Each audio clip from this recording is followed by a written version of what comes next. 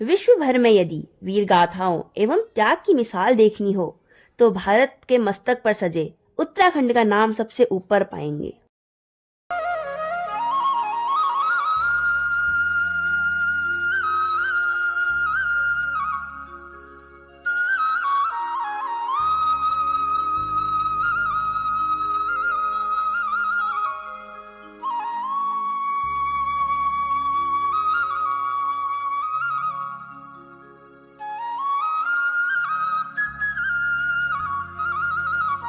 हिमाद्रि तुंग श्रृंग से प्रबुद्ध शुद्ध भारती, स्वयं प्रभा समुज्ज्वला स्वतंत्रता पुकारती।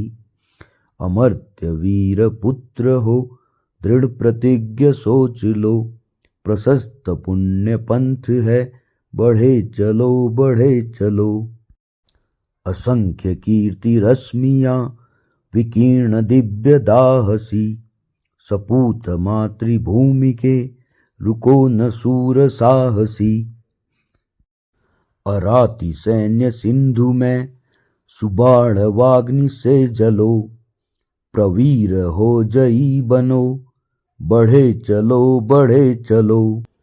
यही कारण है कि आईएमए यानी कि भारतीय सैन्य अकादमी की स्थापना भी देहरादून में ही की गई थी।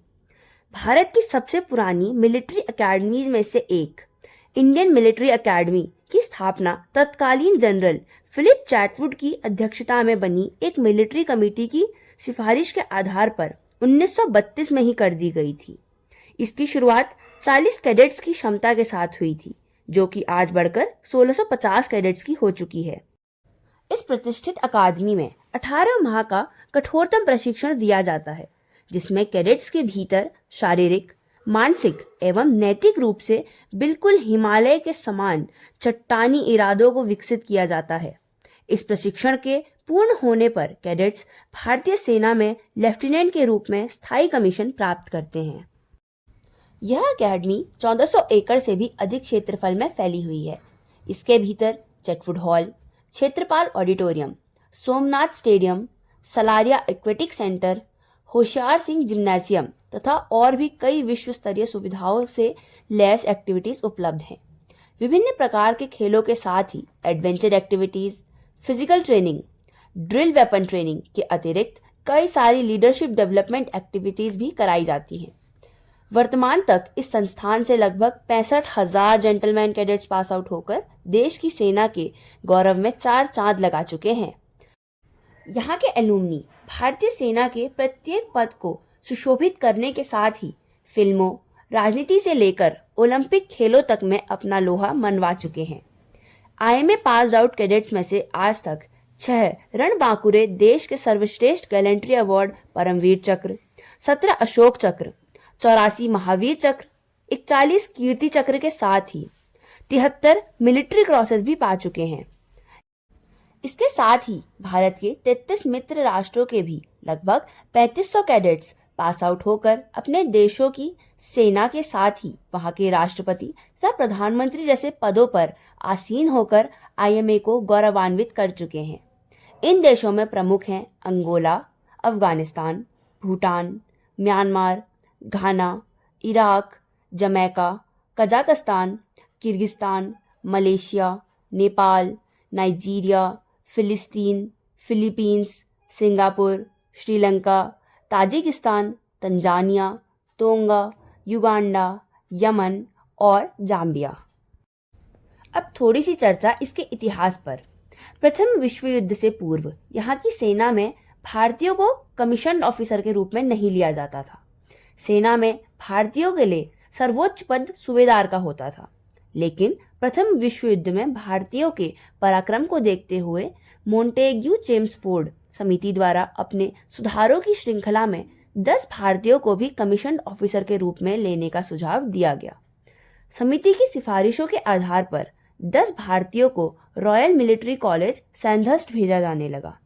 इसी कड़ी में 1922 में सेना में ऑफिसर्स लाइक क्वालिटीज से सुसज्जित कैडेट्स को बढ़ाने के उद्देश्य से आरआईएमसी की स्थापना भी की गई। पहले बैच के भारतीय ऑफिसर्स में से सैम मानेकशॉ भी एक थे, जो बाद में चीफ ऑफ आर्मी स्टाफ भी बने। साथ ही 1971 युद्ध के बाद देश के पहले फील्ड मार्शल भी। उनके साथ ही पहले बैच के ही मोहम्मद मूसा तथा स्मिथ दून भी थे, जो बाद में क्रमशः पाकिस्तान और बर्मा के आर्मी चीफ भी बने। आज़ादी के बाद आईएमए के कुछ ट्रेनर्स जो कि ब्रिटिश थे, ब्रिटेन के लिए रवाना हो गए तथा 110 पाकिस्तानी ट्रेनीज पाकिस्तान के लिए चले गए। 1976 में अकेडमी की चारों बटालियनों के नाम परिवर्तित कर करियप्पा, थिमैया, मानेकशॉ तथा परमिंदर सिंह भगत कर दिए गए। समस्त सुविधाओं से युक्त कैंपस के साउथ ब्लॉक में आईएमए वॉर मेमोरियल भी स्थित है, जो एलुमनीज द्वारा राष्ट्र रक्षा के लिए अपने जीवन का सर्वोच्च बलिदान देने की याद ताज़ा करता है। इस वॉर मेमोरियल का उद्घाटन कारगिल वॉर के बाद 17 नवंबर 1999 को फील्ड मार्शल मानेकशॉ द्वारा किया गया था।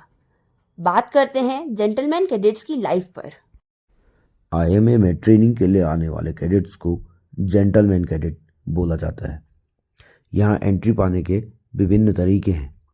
सबसे पॉपुलर तरीका है एनडीए। छात्र अपनी 12वीं की परीक्षा पास कर यूपीएससी द्वारा साल में 2 बार कंडक्ट कराए जाने वाली एनडीए अथवा नेशनल डिफेंस एकेडमी की परीक्षा उत्तीर्ण करने के उपरांत एक यूनिक तरीके से 5 दिन तक लिए जाने वाले एसएसबी इंटरव्यू से गुजरते हैं। अंतिम रूप से चयनित होने के बाद उनको एनडीए खड़गवासला पुणे में एडमिशन मिलता है। 3 वर्ष की इस जीतोड़ ट्रेनिंग के बाद कैडेट्स आईएमए आते हैं। दूसरा तरीका, ग्रेजुएशन कोर्स किसी बाहरी यूनिवर्सिटी से करने के बाद यूपीएससी द्वारा ही संचालित सीडीएस परीक्षा एवं एसएसबी इंटरव्यूज के बाद आप आईएमए में प्रवेश पा सकते हैं। आईएमए के भीतर जेंटलमैन कैडेट्स के 18 महीने हमारे डेली रूटीन से बिल्कुल अलग ही होते हैं।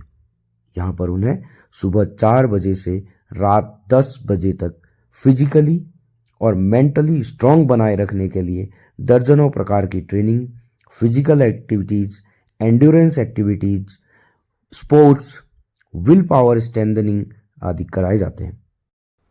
जेंटलमैन कैडेट या जीसी सुबह ठीक 4 बजे उठकर अपने सीनियर को रिपोर्ट करता है ताकि उसके नए दिन की शुरुआत हो सके। 1.5 घंटे के टफेस्ट पीटी रूटीन के बाद जीसी अपने बैरक में आता है और बहुत कम समय में ही नहा धोकर अपनी नेक्स्ट ट्रेनिंग के लिए स्वयं को तैयार करता है। उसके बाद अपनी भूख को शांत करने के लिए विक्रम बत्रा मेस की ओर दौड़ लगाता है। लेकिन हर समय भाग्य उसका साथ नहीं देता। जरा सी भी इनडिसिप्लिन हुई या लाइन तोड़ी तो उसके सीनियर्स या इंस्ट्रक्टर्स उसे अगले 1 घंटे तक frog jump, crawling, front roll या इससे भी बढ़कर फुल बैटल लोड के साथ रनिंग भी करा सकते हैं। और जीसी ब्रेकफास्ट के सपने को अपने भीतर ही दबा लेता है।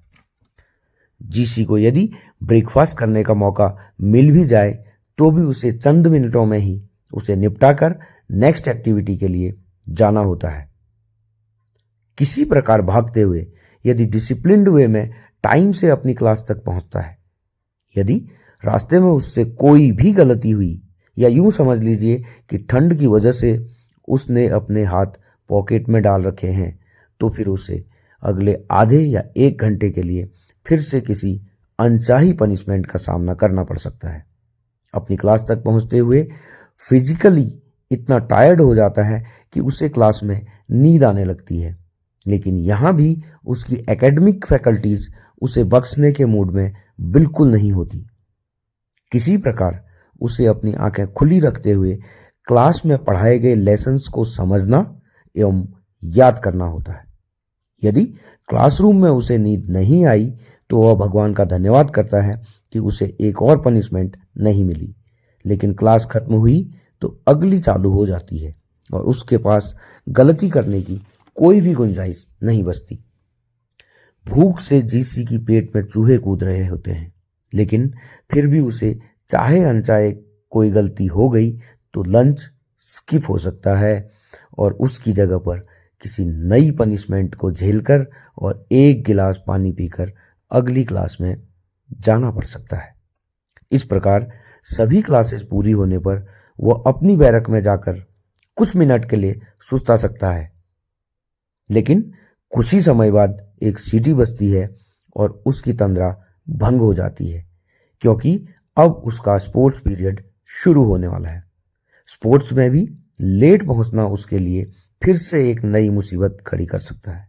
इसलिए बहुत जल्दी में अपने स्पोर्ट्स गियर पहनकर फीते बांधकर ग्राउंड पहुंचना होता है।